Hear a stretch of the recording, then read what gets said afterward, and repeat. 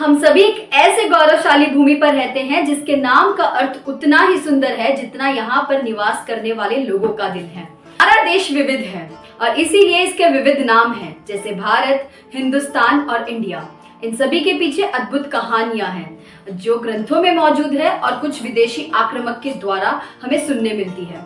तो शुरू करने से पहले हम गर्व के साथ बोलेंगे मिलकर, भारत माता की जय। सबसे पहले यह मान्यता है कि महाभारत के समय हस्तिनापुर के राजा दुष्यंत और उनकी पत्नी रानी शकुंतला के पुत्र का नाम भरत था। राजा भरत एक चक्रवर्ती सम्राट थे। उन्हें Lord of the land of four direction कहा जाता है, यानी चारों दिशाओं के भूमि के स्वामी।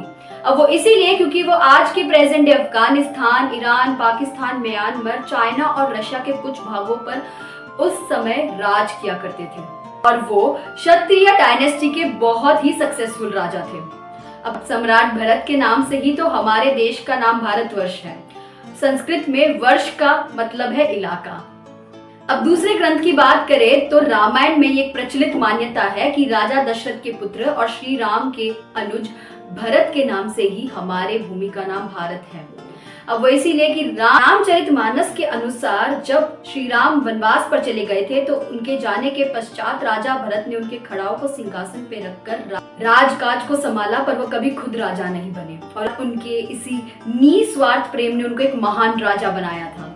इंडिया नाम ग्लोबली बहुत फेमस है। हमारे कंट्री के बहुत सारे ऑर्गेनाइजेशंस इसी नाम से जाने जाते हैं। अब जैसा कि हमने माइथोलॉजिकल व्यू जाना, अब हम ज्योग्राफिकल स्फीयर पे थोड़ा सा गौर करेंगे।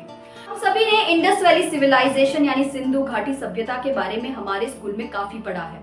अब यहाँ पे मौजूद सिंधु नदी के पास में वेस्ट साइड पर पर्शियंस रहने आए थे और उन्होंने वहां पे अपने किंगडम्स एस्टैब्लिश किए थे।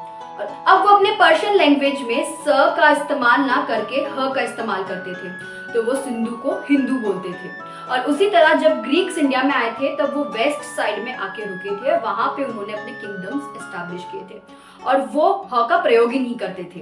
तो इसीलिए सिंधु बना हिंदू और हिंदू बना इंदु और इंदु से हम आज इंडिया के नाम से हमारे भूमि को जानते हैं। हिंदुस्तान शब्द भी पर्शियंस के द्वारा ही इस्तेमाल किया गया था। वो हिंदू और स्थान यानी उनके भाषा में रीजन कहा जाता था, इसीलिए हम भूमि को हिंदुस्तान से भी जानते हैं। अब ऐसी और भी मान्यताएं हैं, तो चलिए एक कदम उठाते हैं और भारत के इतिहास के बारे में जानते हैं। मिलते हैं नेक्स्ट वीडियो में एक नए टॉपिक के साथ। तब तक नमस्कार।